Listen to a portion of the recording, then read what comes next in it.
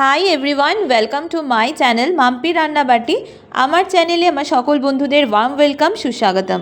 আগের দিন আমি অলরেডি শেয়ার করেছিলাম রেস্টুরেন্ট স্টাইলে চিলি চিকেনের রেসিপি। আজকে করব রাইসের রেসিপিটা শেয়ার করব। চলুন দেখে নিই কী করে আপনারা খুব চটজলদি এটাকে বানিয়ে ফেলতে পারেন।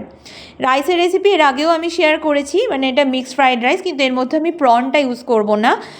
আর রাইসটা আমি কিভাবে করেছি সেটাও বলে দেবো।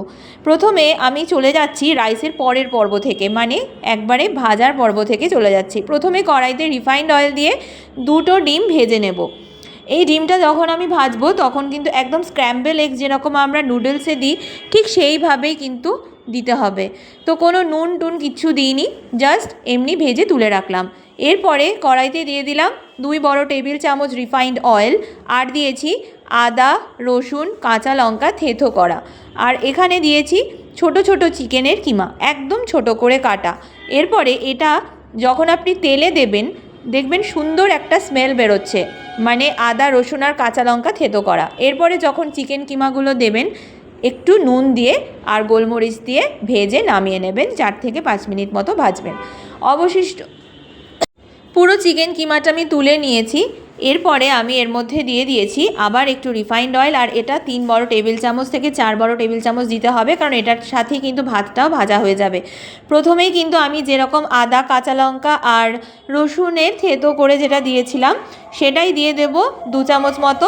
তারপরে এখানে আপনার বাড়িতে যেরকম পেঁয়াজ এরকম কিউবস করে দিতে হবে। তারপরে পেঁয়াজ কলি, গাজর, বিনস এগুলো সমস্ত কিছু দিয়ে, আর পেঁয়াজ কলিটা কিন্তু বা পেঁয়াজ ঘাসটা কিন্তু অবশ্যই দেবেন, না হলে কিন্তু চাইনিজ যে কোনো ডিশ, মানে বিশেষ করে এই ফ্রাইড রাইস আর চিলি চিকেন কিন্তু ভালো লাগে না। তো এরপরে সমস্ত কিছু দিয়ে নাড়াচাড়া করব। আচ্ছা, এরপরে হচ্ছে রাইসের আইটেমটা আসি। এখানে চালটা আমি ভিজিয়ে রাখিনি, ডাইরেক্ট 2 থেকে 3 মিনিট মতো, আমি বলেছিলাম এর আগেও যে 90% কুকড হতে হবে না, 70 থেকে 80% কুকড হবে। মানে মাঝখানে চালটা আপনি যখন ভাঙবেন দেখবেন 2 ভাগে ভেঙে গেছে, তখনই বুঝবেন চালটা 70% কুকড। তো অবশ্যই ভিনিগার দেবেন অথবা লেবুর রস দিতে পারেন চালটা সেদ্ধ করার সময়, এবং রিফাইন্ড অয়েল দিয়ে দেবেন 1 বড় চামচ মতো। ব্যাস, আর কিছুই নয়, পুরোপুরি চালটা ঝরিয়ে নেবেন। এরপরে এই যে ভাজা আইটেম, এরপরে আমি রাইসটা দিয়ে দিচ্ছি, মানে স্টিমড রাইসটা। এরপরে দিয়ে দিচ্ছি সোয়া সস 1/2 চামচ, 1 চামচ ভিনিগার,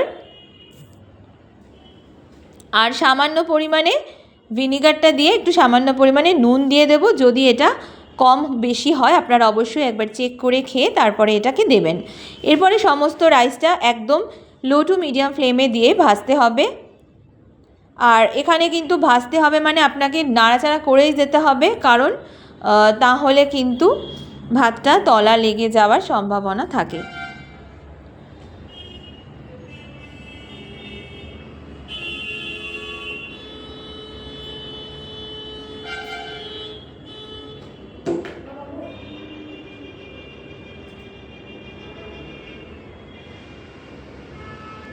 ব্যাস, এইভাবে নাড়াচাড়া করব একদম 5 থেকে 6 মিনিট মতো নাড়াচাড়া করে নিয়ে ওপর থেকে দিয়ে দিচ্ছি একটু গোলমরিচ গুঁড়ো, আর আমার একটু নুন কম হয়েছিল তাই নুনটাও এখানে অ্যাড করে দিলাম। ব্যাস, এরপরে কন্টিনিউয়াসলি পুরো নাড়াচাড়া করে নিয়ে সার্ভ করে দেব, আর অবশ্যই একটু ঢেকে রাখবেন তারপরে সার্ভ করবেন। ব্যাস, আজকের রেসিপি একদম রেডি। মিক্সড ফ্রাইড রাইসের এই রেসিপিটা আপনাদের কেমন লাগলো জানাতে ভুলবেন না। ভালো লাগলে লাভ, লাইক, শেয়ার অ্যান্ড সাবস্ক্রাইব দেবেন। টাটা।